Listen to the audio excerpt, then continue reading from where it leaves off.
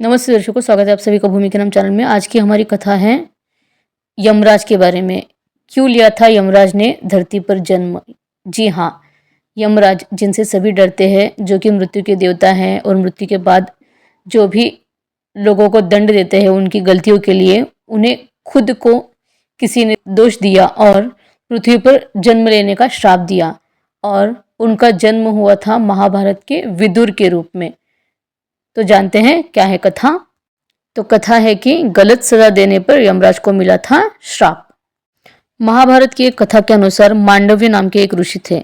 एक बार वह तपस्या में लीन थे और उसी समय चोरों का एक गिरोह राज दरबार से चोरी करके चुराए हुए धन और जो भी रत्न थे, जेवर थे, उनके साथ मांडव्य ऋषि के आश्रम में जाकर छुप गए। और मांडव्य ऋषि जब तक घटनाक्रम को समझ पाते तब तक राजा के सिपाहियों ने मांडव ऋषि को चोरों को शरण देने के जुर्म में गिरफ्तार कर लिया। और राजा ने भूलवश मांडव्य ऋषि को चोरी के आरोप में सजा के तौर पर सूली पर चढ़ाने का आदेश दे दिया। ताजुब की बात यह थी कि सूली पर कुछ दिनों तक चढ़े रहने के बाद भी मांडव्य ऋषि के प्राण नहीं निकले। तो राजा को अपनी गलती का एहसास हुआ और उन्होंने ऋषि से क्षमा मांगकर उन्हें छोड़ दिया।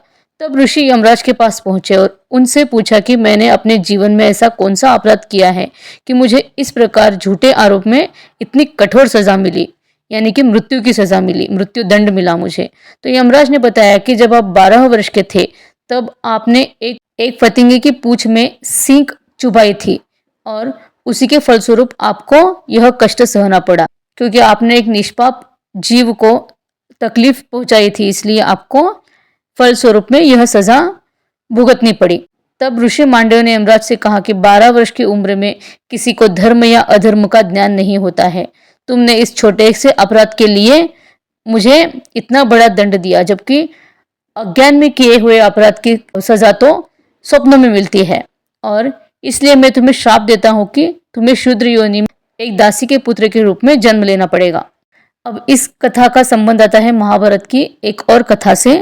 महाभारत की कथा के अनुसार चित्रांगद और विचित्रवीर्य की असमय मृत्यु हो गई। ऐसे में समस्या सामने आती है कि कुरुवंश का उत्तराधिकारी कौन बनेगा। और इसके समाधान के लिए माता सत्यवती ने अपने दोनों बेटों की पत्नियों को, यानी कि अंबिका और अंबालिका को अपने ऋषि पुत्र व्यास के पास संतान प्राप्ति के लिए भेज दिया। दोनों के व्यास ऋषि के साथ हुए संसर्ग की स्थितियों के कारण एक का पुत्र अंधा हुआ उनके तेज के कारण और दूसरा पुत्र रोगी हुआ। जब सत्यवती को इस बात का पता चला तो उन्होंने बहुओं को फिर से व्यास के पास जाने के लिए कहा।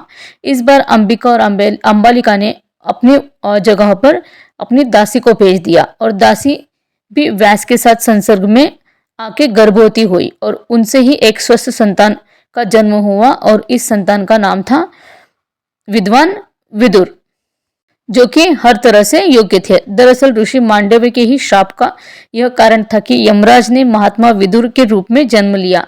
विदुर कोई और नहीं बल्कि श्राप के कारण मनुष्य रूप में जन्म लेने वाले स्वयं यमराज थे। तो ये थी हमारी आज की कथा कि कैसे स्वयं यमराज को भी दंड से मुक्ति नहीं मिली और उन्हें भी मनुष्य योनि में जन्म लेना पड़ा। अगर आपको ये कथा अच्छी लगी है तो चैनल को सब्सक्राइब करिए, लाइक और शेयर करिए। धन्यवाद।